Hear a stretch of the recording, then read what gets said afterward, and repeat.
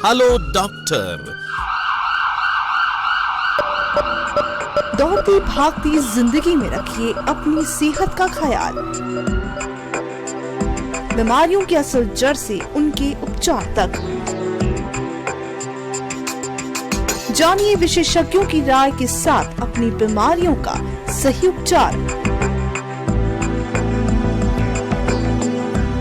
Hello doctor.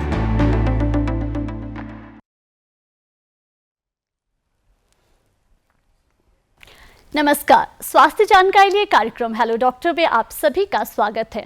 स्वस्थ, संपूर्ण एवं खुशहाल जीवन जीने के लिए शरीर का स्वस्थ होना महत्वपूर्ण है। इसी संदर्भ में हम कार्यक्रम में स्वास्थ्य विशेषज्ञों के माध्यम से विभिन्न शारीरिक समस्याओं पर बातचीत करते हैं, उनके निदान के विषय में जानते हैं और उपचार के बारे में जानकारी लेते हैं। हमारे शरीर का हर एक अंग महत्वपूर्ण है और जब बात आती है मुंह की तो वो और भी महत्वपूर्ण हो जाता है, क्योंकि इसके माध्यम से हम सांस ले सकते हैं, बोल सकते हैं और ये हमारे लिए और भी महत्वपूर्ण हो जाता है। ऐसे में शरीर में होने वाले रोगों के विषय में जानना और उसके शरीर पर पड़ने वाले प्रभाव को समझना और भी आवश्यक हो जाता है। आज कार्यक्रम में हम इसी विषय पर बातचीत करेंगे और बातचीत करने के लिए कार्यक्रम में आज हमारे साथ Himachal Pradesh government dental college और हॉस्पिटल शिमला से हैं प्रोफेसर डॉक्टर प्रवेश झिंगटा। आइए जानते हैं उनसे कि किस प्रकार से मुंह में रोग कौन कौन से हो सकते हैं और किस प्रकार से इनका शरीर पर प्रभाव पड़ सकता है। डॉक्टर प्रवेश, आपका कार्यक्रम में बहुत बहुत स्वागत है। Thank you. डॉक्टर प्रवेश, जिस तरह से हम बात कर रहे हैं ओरल हाइजीन, ओरल हेल्थ की, तो सबसे पहले आपसे यही जानना चाहेंगे कि आखिर ये जो ओरल हेल्थ शब्द है इसके क्या मायने हैं और मानव जीवन में इसकी क्या इम्पोर्टेंस है? देखिए, आपने अपनी इंट्रोडक्टरी ही उसमें आपने ये बहुत अच्छे से एक्सप्लेन कर दिया है कि शरीर का स्वस्थ होना एक स्वस्थ जीवन का एक आधार है।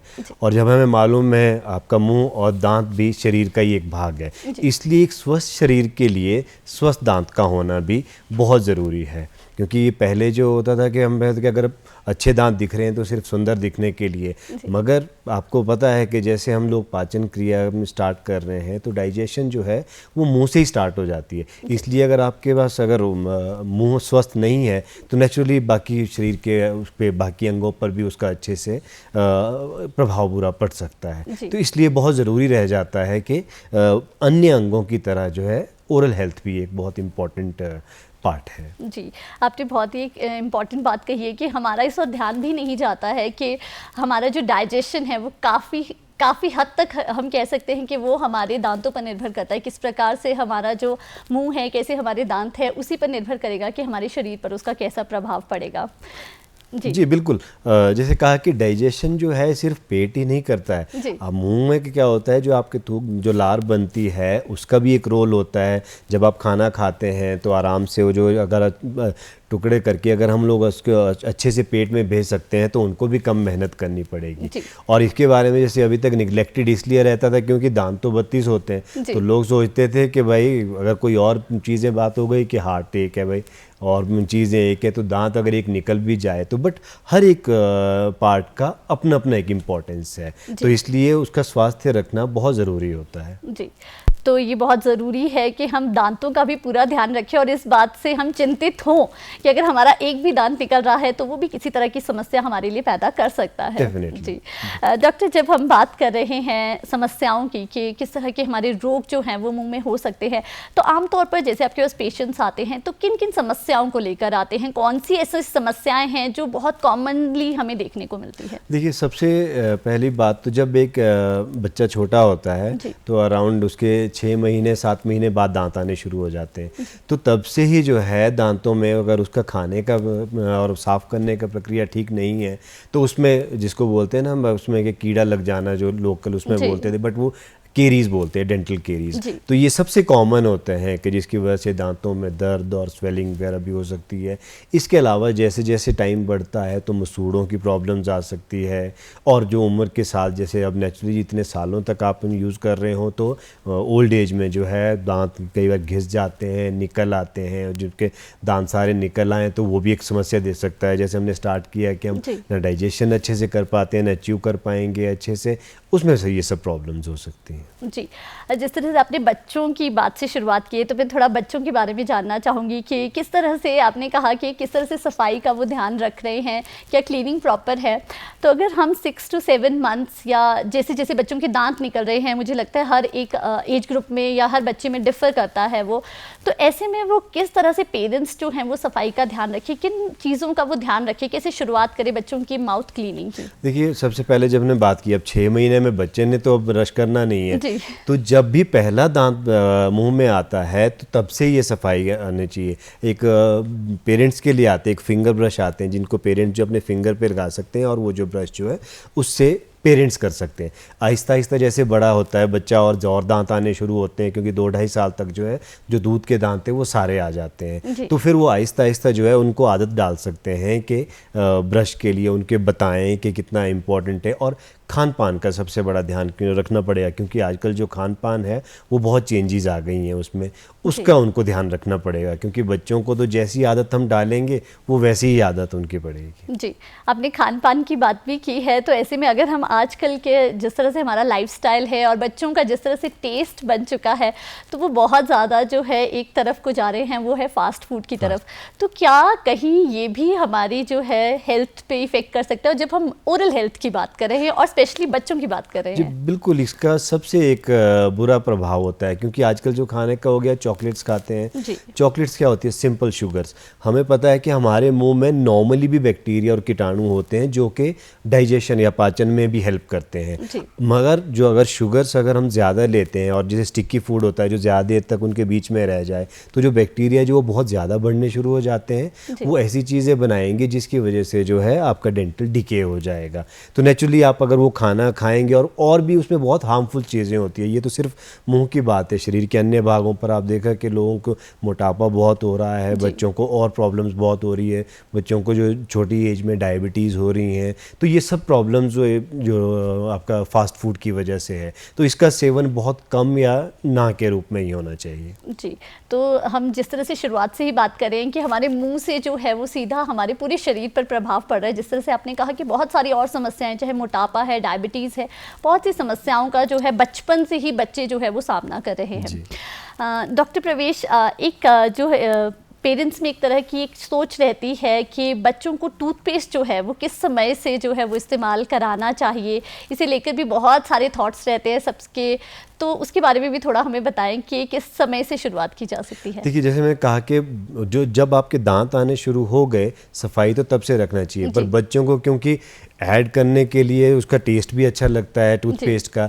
पर जो बच्चों में है एक फ्लोराइड्स होते हैं जिसमें फ्लोराइड ज़्यादा होते हैं, वो वाले पेस्ट जो हैं ज़्यादा यूज़ करने चाहिए। एक तो बच्चे पहले तो ये कि ब्रश के बजाय वो टेस्ट के लिए ज़्यादा करते हैं ब्रश, मगर एक अच्छी आदत पड़ती है, जो फ्लोरिडेटेड टूथपेस्ट होते हैं वो यूज़ करते हैं जब तक आपके दूध के दांत हैं। उसके बाद जब बड़े हो जाते हैं उसमें फ्लोराइड्स होते हैं, बट फ्लोराइड्स की जो रिक्वायरमेंट है वो बच्चों में थोड़ी ज़्यादा होती है, इसलिए उससे स्टार्ट करके फिर जो नॉर्मली जो आपके टूथब्रशेस और टूथपेस्ट होते हैं वो यूज़ कर सकते हैं। जी, तो इसमें ऐसा एज ग्रुप का कोई वो नहीं है कि आप 2 इयर्स या 3 इयर्स से स्टार्ट करें, जब से भी बच्चे को आप स्टार्ट कराना चाहें? जी बिल्कुल, जब भी साफ रखना, तो जब दांत आने शुरू हो गए, जब दांत तो आ ही गया ओरल कैविटी में, तो उसको तो मेंटेन रखना ही पड़ेगा, तो इसलिए वो तब से ही आपको उसकी आदत डालनी चाहिए। जी, आपने जिस तरह से मुंह की जो समस्याएं काफ़ी सारी हमें बताई है, ऐसे में कितना इसमें फैक्टर रहता है एज का, क्या कुछ इंपॉर्टेंस रहती है? जैसे आपने कहा कि जैसे जैसे एज बढ़ती जाती है तो दांतों की बहुत सारी समस्या आती है, कभी मसूड़े जो है उसमें प्रॉब्लम्स है, या फिर कभी दांत घिस जाते हैं, तो ऐसे में कितना इम्पॉर्टेंट रहता है ये फैक्टर, एज फैक्टर? देखिए, एज का ऐसा नहीं है कि क्योंकि कोई बुजुर्ग हो गया तो उसके दांत ज़्यादा ख़राब होंगे। ये इसलिए है क्योंकि अगर कोई 6 साल में कोई परमानेंट दांत आ गए हैं, तो तब से लेके 80 साल तक जो आपने पूरा उसको यूज़ किया है अगर मुंह को, तो इस वजह से प्रॉब्लम्स हो सकती है। अभी भी देखा होगा आपने, हमारे बुजुर्ग कई होते हैं जो बहुत शान से बोलते हैं कि मेरे सारे दांत अभी तक हेल्दी भी हैं और ठीक भी हैं। तो इसका मतलब ये नहीं है कि एज करते, तो फिर भी होता है कि क्योंकि जो आपकी जैसी हैबिट्स होएंगी, आपकी मेंटेनेंस की हैबिट्स अच्छी नहीं होएंगी, तो वो पहले दांत खराब हो जाएंगे। अब सबसे पहले जैसे आपने कहा कि पहले तो जो दांत खराब होना, केरीज बोलते हैं, उसके बाद है मसूड़ों की प्रॉब्लम्स हो सकती हैं, क्योंकि अगर नियमित रूप से अगर आप डॉक्टर के पास नहीं जाते हैं और देखभाल नहीं करते हैं तो मसूड़ों में जैसे एक बहुत कॉमन टर्म है पायरिया जिसको बोलते हैं, बहुत कॉमन टर्म यूज़ होती है, वो प्रॉब्लम्स आ सकती है कि जो कि अगर ट्रीटमेंट नहीं करेंगे तो आहिस्ता आहिस्ता जो है उसके साथ साथ जो है नेचुरली अब यंग एज में थोड़ी कम हो सकती है बट लेटर एज में ज़्यादा हो सकती है। आपने नियमित जो है चेकअप की बात की, तो थोड़ा उस और भी ज़्यादा चाहेंगे कि कितने टाइम इंटरवल पे जो है हमें अपने जो ओरल हेल्थ है उसके चेकअप के लिए डॉक्टर के पास आना चाहिए? देखिए, सबसे पहले तो ये है कि आपको पहले अगर आप अच्छे से मेंटेन रखते हैं, नियमित रूप से ब्रश करते हैं, कुल्ला करते हैं, तो आपको साल में एक बार, कम से कम 6 महीने से साल में एक बार जाना चाहिए डॉक्टर के पास। वो ज़रूरी नहीं है कि कुछ ट्रीटमेंट करे, क्योंकि जब बोलते हैं ना कि prevention is better than cure, तो अगर बाद में उन प्रॉब्लम्स को फेस करने के बजाय अगर आप उनको रोकथाम कर सकें तो वो ज़्यादा अच्छा रहेगा। जी। और डॉक्टर साहब, अगर हम बात करें कि दिन में हमें कितनी बार ब्रशिंग करनी चाहिए, क्योंकि इसे लेकर भी लोगों के विचार अलग अलग रहते हैं और डॉक्टर्स जिस तरह से सजेस्ट करते हैं उसे फॉलो ना करके लोग अपनी जिस तरह से उन्हें सहूलियत रहती है उसे फॉलो करते हैं, बट एज अ डॉक्टर आप क्या कहेंगे? देखिए, जो ब्रशिंग टाइम होता है वो होता है 3 से 5 मिनट। जी। सो दैट मीन्स कि 3 से 5 मिनट अगर आप अच्छे से ब्रश करते हैं तो वो सारे दांतों के एरिया क्लीन होते हैं। बट जैसा कि हमारा लाइफस्टाइल होता है, सुबह हमको देर हो रही होती है तो फटाफट करके कर लेते हैं, तो इसलिए रेकमेंड किया जाता है कि आप 2 टाइम आपका ब्रश होना चाहिए, इससे ज़्यादा भी नहीं होना चाहिए, वो भी कोई बहुत अच्छी बात नहीं है, बट 2 टाइम जो है आपको रात को खासकर जो है सोने से पहले आपको ब्रश करके सोना चाहिए। जी।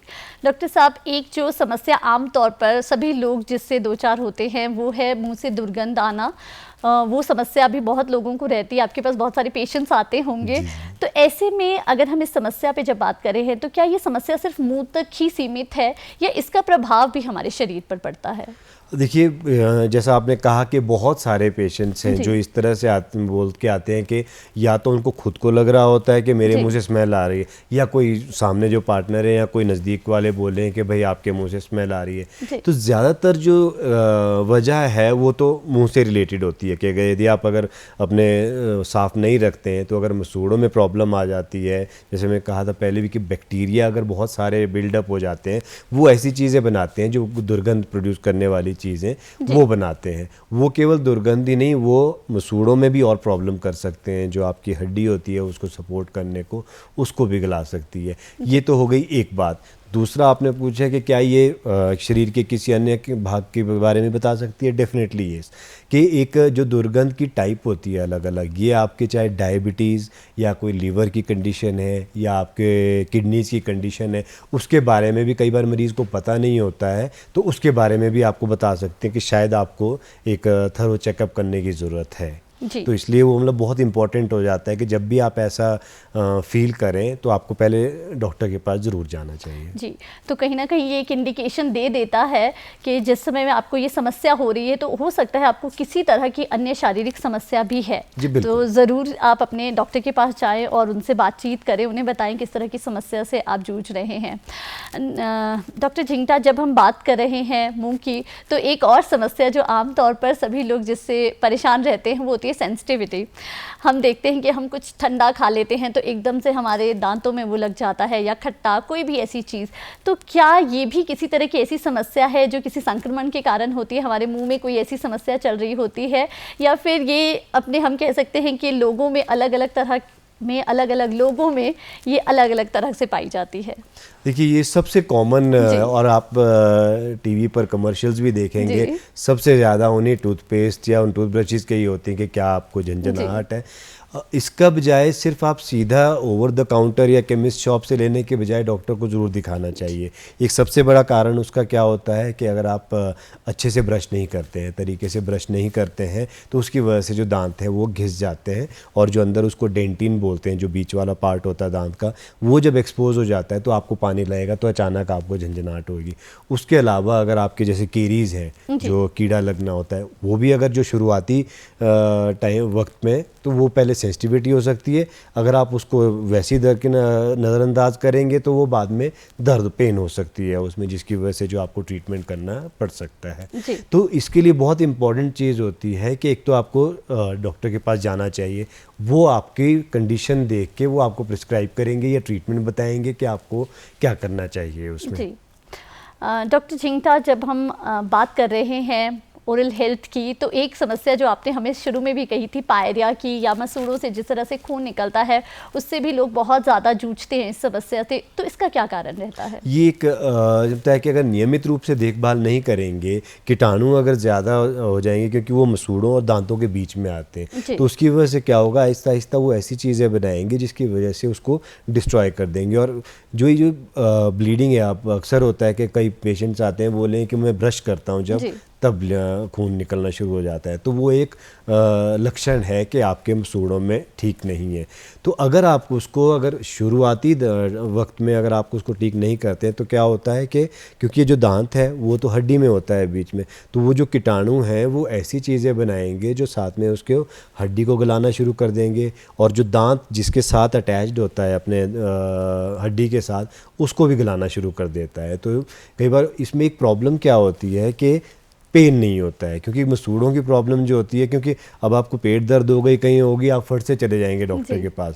तो इसमें क्या होता है, अगर मसूड़ों की प्रॉब्लम जब तक वो दांत हिलने नहीं शुरू हो जाते हैं या तब तक आप पेशेंट जाता ही नहीं है डॉक्टर के पास। तो इसलिए बहुत ज़रूरी है जब आपको ऐसे लक्षण शुरू हुए हैं कि या मसूड़े कुछ ज़्यादा लाल से दिखने शुरू हो गए हैं, या ऐसा लग रहा है कि आपको मसूड़ों से ब्लीडिंग हो रही है, वो एक आपको डिजीज़ की तरफ आपको इशारा कर सकता है। तो वो एक उसका आपको ये ध्यान रखना चाहिए कि आप तुरंत डॉक्टर के पास जाके उनसे सलाह या इलाज जो भी रिक्वायर्ड होगा वो करना चाहिए। जी डॉक्टर झिंगटा, जब कोई व्यक्ति है, यदि वो पूरी तरह से हर चीज़ का ध्यान रखता है परंतु फिर भी उसे किसी तरह की अन्य शारीरिक समस्याएं हैं और उसका प्रभाव जो है वो मुंह के माध्यम से पूरे शरीर पर देखने को मिल रहा है, ऐसे व्यक्ति किन बातों का ध्यान रखें, कैसे वो जो समस्या है उसे इग्नोर ना करके डॉक्टर के पास जाएं? देखिए, आपने सबसे बड़ी बात, इम्पोर्टेंट बात कही कि जो शरीर की अन्य बीमारियां हैं किसी और जगह, वो भी आपके ओरल कैविटी में दिख सकती है, और अदर वे अराउंड